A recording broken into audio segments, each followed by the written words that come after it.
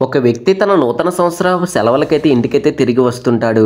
కొండల మధ్య నుంచి వెళ్తున్నప్పుడు కిరోసిన్ దీపం పట్టుకొని దూరంగా వెళ్తూ ఉన్న వ్యక్తి కనిపిస్తాడు. అతన్ని ఎంత పిలిచినా సరే పలకకపోవడం సరికి లోపలికి వెళ్లి చిన్నగా అడుగుతాడు. అతను లోపలికి అడుగు పెడతాడు. అక్కడ అతనికి మాయాజాలం కనిపిస్తుంది. గుహ లోపలికి వెళ్ళగానే వాళ్ళకు నెమ్మదిగా నడుస్తున్నారని అర్థమవుతుంది.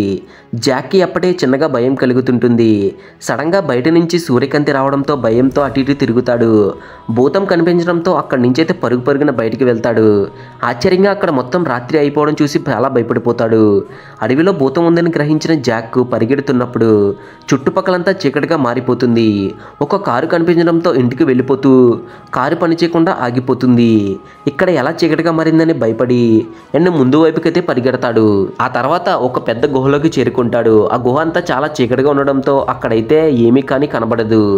బ్యాగ్లో ఉన్న చిన్న చిన్న ప్లాస్టిక్ గోల్డ్ను అయితే బయటకైతే విసిరాడు. ఆ బయట ప్రదేశం కన్నా అక్కడ చాలా విచిత్రంగా ఉంది. ఈ గ్లో స్టిక్ వచ్చేసి పైకి తేలుతుంది. ఇంకా అది గాలిలో చిన్నగా తేలడం ప్రారంభించింది. ఆ గుహలో అంతా చీకటిగా ఉండడంతో గ్లో స్టిక్ మొత్తం అయితే జాక్ ముందుకు వెళ్ళిపోతుంది. ఆ గుహలో వెలుతురు ఉంటే నార్మల్గానే వెలుగుతుంది, లేకపోతే డిఫరెంట్గా కనిపిస్తుంది.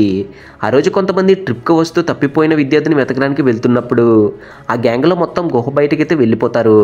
ప్రొఫెసర్ కిందకి వచ్చి కేక విసిరని మిగిలిన స్టూడెంట్కి చెప్తాడు. పిల్లలందరూ చాలాసేపు ఆలోచించి ఒక తాడు సహాయంతో గుహను కనిపెడతారు. మేము చూసిన వాటికన్నా చాలా భిన్నంగా ఉందని వాళ్ళు మాట్లాడుకుంటారు. లోపలి కేకలు వినడంతో అందరూ కూడా అక్కడికి వెళ్తారు.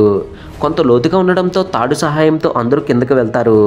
గుహ లోపలికి వెళ్తున్నప్పుడు చాలా ఆనందంగా ఉంటుంది, కానీ సడన్గా చీకటితో భయపడిపోతారు. ఇక్కడ సేఫ్ కాదని వాళ్ళకి అర్థమవుతుంది. దాంతో వాళ్ళందరూ కూడా ఇంకా టీమ్ హెడ్ వచ్చేసి లీసాని మీదకు వెళ్ళమంటాడు. కానీ పైనుంచి ఎవరో తాడు కోయడంతో కిందనైతే పడిపోతుంది. చాలాసేపు ఇంకా భయపడుతూ చాలా ప్రయత్నిస్తూ ఉంటారు. చాలాసేపు బయట వారిని పిలవడానికి ప్రయత్నిస్తారు. మేము లోపల ఇరుక్కుపోయామని చివరికి అర్థమవుతుంది. లోపలికి కొన్ని వింత శబ్దాలు కూడా ఎవరో భయపెడుతూ వినిపిస్తూ ఉంటాయి.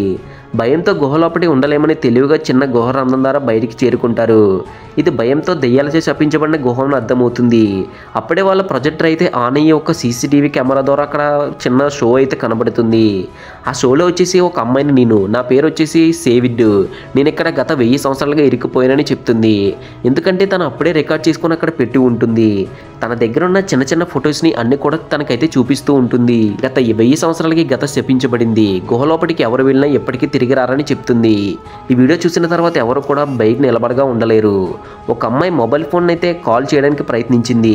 ఒక అమ్మాయి వ్లాగింగ్ చేస్తూ నేను ఒంటరిగా వచ్చి ఇక్కడ ఇరుక్కుపోయానని చెప్తుంది. ఇంకా అమ్మాయి వచ్చేసి దెయ్యాలచే శపించబడిన ప్రాంతంలో ఇరుక్కుపోతుంది. ఈ వీడియో క్యాస్ట్ వీళ్ళకి దొరుకుతుంది. జీవితం కూడా అమ్మాయిలాగే పిచ్చి పడుతుందని అందరూ కూడా భయంగా ఉంటారు. చివరిగా వీడియోలో ఉన్న అమ్మాయి తనకు తానే ఉరి వేసుకుని అక్కడే చనిపోతుంది. చాలాసేపు ప్రయత్నం చేసేసరికి బయటికి వెళ్ళడానికి మార్గం కనిపిస్తుంది. లీసా సహాయం కోసమని మొబైల్ ఫోన్ పట్టుకొని దూరంగా పరిగెడుతుంటుంది. కానీ సిగ్నల్ దొరకక అక్కడ కెమెరామెన్ అయితే రీడ్ అయితే దూరంగా వచ్చి ఫోన్ అయితే అక్కడికక్కడే వదిలేస్తుంది. బయటికి ఎలా వెళ్ళాలని ఆలోచిస్తున్నప్పుడు చిన్న రాయి, మొబైల్ ఫోన్ అక్కడ దొరుకుతాయి. ఆ తాడు ఫోన్ కూడా వీడియో కూడా చనిపోయిన అమ్మాయిదన్నమాట. చివరిగా తను పైకి వెళ్తున్నానని అనుకుంటుంది. అయితే దూరం నుంచి ఎవరో సోలం బయటకైతే ఒక్కడికైతే విసురుతూ ఉంటారు. ఆ సోలం నుంచి చిన్నగా మెట్లు అయితే డెవలప్ అవుతూ ఉంటాయి. ఈ అమ్మాయి అయితే అప్పటికి కింద అయితే పడిపోతుంది, కానీ అమ్మాయికి ఏమీ కానీ అవ్వదు. ఆ సోలం నుంచి ఒక రోబో మనిషి అయితే బయటకు అయితే వస్తాడు.